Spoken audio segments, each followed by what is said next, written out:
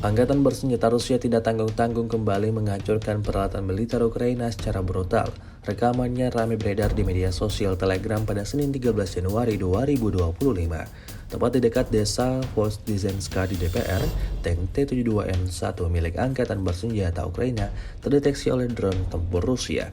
Tanpa membuang-buang waktu, awak drone yang melakukan pengintaian langsung mengambil tindakan dengan menyerang tank tersebut hingga ludes terbakar, seperti yang terlihat dalam rekaman.